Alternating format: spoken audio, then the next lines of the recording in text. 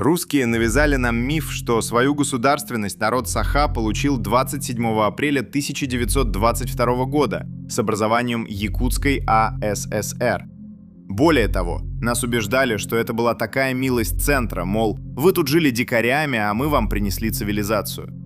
Да вот только документы начала 20 века и исследования историков говорят о другом. За 4 года до провозглашения автономии в составе Советской России у нас уже была своя система власти с земствами и общественными структурами. Потому ключевая дата в нашей истории – это 26 февраля 1918 года. В начале 1918 года Российская империя трещала по своим кровавым швам. Поэтому в Иркутске большевики создали Центро-Сибирь. Объявив себя властью над всей Сибирью, они отправили в Якутск ультиматум – «Подчинитесь нам». Но 26 февраля им пришел ответ «Спасибо, но нет». Это если коротко. Подписанты – представители национальной интеллигенции, земства и городской думы. Они же объявили себя высшей властью на территории области. Возглавили этот процесс председатель областного совета Василий Васильевич Попов, председатель земской управы Василий Соловьев, лидер федералистов Василий Никифоров Кюлюмнюр. Они заявили, что управляют Якутией впредь до созыва учредительного собрания. А поскольку собрание давно разогнали большевики, то такая формулировка сделала законной полную независимость на неопределенный срок. Россия же восприняла это как отделение. Вот что по этому поводу писала центральная российская пресса. Якутский областной земский совет решил жить независимой от России жизнью, объявил Якутию независимой республикой. Весной 1918 года в Якутии уже была своя областная милиция, а также национальная дружина. А по сути, регулярная армия со своим уставом и официальным призывом. Содержали ее за счет внутреннего бюджета республики, причем это были не только налоговые отчисления, а и добровольные пожертвования местных. Суммарно на содержание дружины собрали более 400 тысяч рублей, колоссальные деньги по тем временам. Но напомним, что те времена были неспокойные, гражданская война как-никак. Поэтому люди понимали, для защиты своей земли жизненно необходима своя армия. Пока центральная Россия была под блокадой, а потому голодала, Якутия, отрезанная от Москвы фронтами, развивала свою экономику. Торговали через Охотск, Аян, северные порты Колымы. Заключали сделки с японскими и американскими компаниями. Принимали товары из-за рубежа через северные морские пути. Национальный капитал, а это торговый дом наследники А.М. Кушнарева и Союз Холбас, фактически выполнял функции Министерства торговли.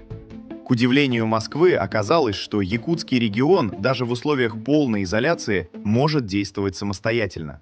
С февраля 1918 по март 1920 года Якутия была и не белой, и не красной. Она была третьей силой, национально-демократической.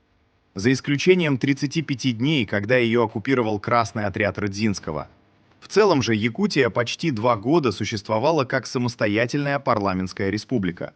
У нее была территория и границы, законная власть в лице Совета и земства, которые издавали законы. Была армия, бюджет и валюта. Но главное была идеология.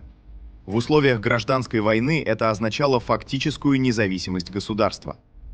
В 1920 году Советы силой стали навязывать Якутии свою власть. В ответ Саха объединились под руководством Георгия Ефимова, который возглавил Временное Якутское областное народное управление.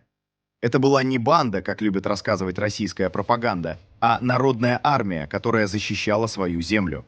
Потом были выступления на Охотском побережье, когда тунгусы и Саха вместе бились за независимость. И они вынудили советскую власть пойти на переговоры как равные с равными.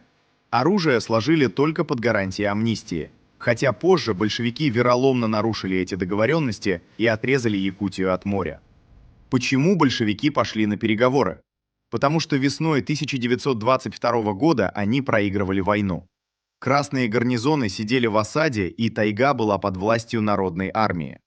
Москва понимала, если не дать автономию, народ заберет независимость силой. Да, автономия была лишь на бумаге, но без вооруженного сопротивления Ефимова и тысяч воинов Саха не было бы и того. Иркутск планировал сделать из Якутии простой уезд. Вот так автономия стала костью, брошенной, чтобы задобрить сопротивление.